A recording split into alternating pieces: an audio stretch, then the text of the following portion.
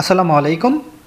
সপ্তম গণবিজ্ঞপ্তিতে আবেদনের পূর্বে কয়েকটি গুরুত্বপূর্ণ নির্দেশিকা জেনে নিন। প্রথমত, যে আবেদনের ক্ষেত্রে যে সাবজেক্টিভ যে বাধা ছিল, প্রাতিষ্ঠানিক যে বাধা ছিল, এই বাধাটা কিন্তু এই সপ্তম গণবিজ্ঞপ্তিতে তুলে দেওয়া হয়েছে। তো সবগুলো গুরুত্বপূর্ণ নির্দেশিকা আপনাদেরকে জানানো হচ্ছে। প্রথম যে নির্দেশিকা সেটা হচ্ছে 10 জানুয়ারি 2026 থেকে 17 জানুয়ারি 2026 পর্যন্ত রাত 12টা পর্যন্ত আপনারা আবেদন করতে পারবেন, কিন্তু টাকা জমা দিতে পারবেন 18 তারিখ রাত 12টা পর্যন্ত। আরেকটা বিষয় তারা খুব স্পষ্টভাবে উল্লেখ করে দিয়েছে যে শেষ তারিখ ও সময় পর্যন্ত অপেক্ষা না করে অ্যাপ্লিকেশন ফর্মে সাবমিটের পর 24 ঘন্টার মধ্যে অ্যাপ্লিকেশন ফি জমা দিবেন। অর্থাৎ আবেদনের পরে আপনারা দ্রুতই এই যে আপনাদের পেমেন্ট সেটা করে ফেলবেন। এই পেমেন্টের ব্যাপারে অনেকেই জানতে চেয়েছেন যে পেমেন্ট কিন্তু 1000 টাকা ফি। এই 1000 টাকা আপনাকে টেলিটকের মাধ্যমে প্রদান করতে হবে।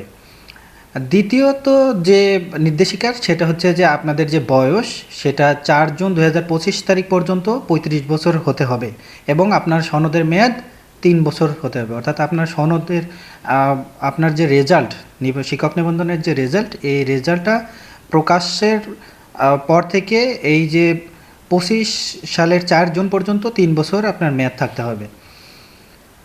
সবথেকে গুরুত্বপূর্ণ যে বিষয়টি সেটি হচ্ছে আপনাদের যে প্রাতিষ্ঠানিক বাধা সেটা কিন্তু তুলে দেওয়া হয়েছে। এটা আবেদনকারীর যোগ্যতায় উল্লেখ করে দিয়েছে যে শিক্ষা মন্ত্রণালয় থেকে জারিকৃত সর্বশেষ জনবল কাঠামো ও এমপিও নীতিমালা অনুযায়ী প্রার্থীকে আবশ্যিকভাবে কেবলমাত্র তার শিক্ষক নিবন্ধন সনদে উল্লেখিত বিষয় সংশ্লিষ্ট পদে আবেদন করতে হবে। অর্থাৎ আপনি যে পদে যে সাবজেক্টের ঠিক ওই একই সাবজেক্টেই কিন্তু ওই একই পদে আপনাকে আবেদন করতে হবে।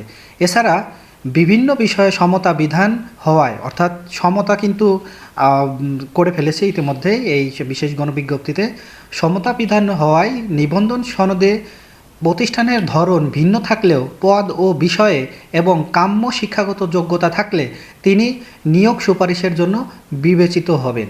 অর্থাৎ এখানে স্পষ্টভাবে বলে দিয়েছে যে একই শিক্ষাগত যোগ্যতা এবং একই সাবজেক্টের বিষয়ে আপনারা স্কুল এবং মাদ্রাসাতে আবেদন করতে পারবেন। আবার যারা কলেজে আছেন, কলেজে এবং মাদ্রাসাতেও আপনারা আবেদন করতে পারবেন। এখানে কিন্তু আর এখন কোনো জটিলতা আর এখন কিন্তু নেই।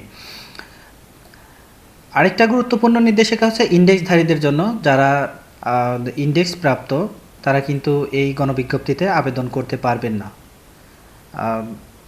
তবে যদি আপনি স্কুলে যোগদান করে থাকেন, আপনার যদি কলেজের কোনো সনদ থেকে থাকে তাহলে আপনি কলেজে আবেদন করতে পারবেন। আবার আপনি যদি কলেজে চাকরিরত অবস্থায় আছেন, আপনি হাই স্কুলের বা মাদ্রাসার যদি সনদ থাকে আপনি মাদ্রাসা বা স্কুলে যোগদান করতে পারবেন। কিন্তু এমনটা আসলে হবে না। কেউ কলেজে থাকলে কেউ তো হাই স্কুলে আসতে চাইবে না, হাই স্কুলে থাকলে হয়তো কলেজে যাইতে চাইবে।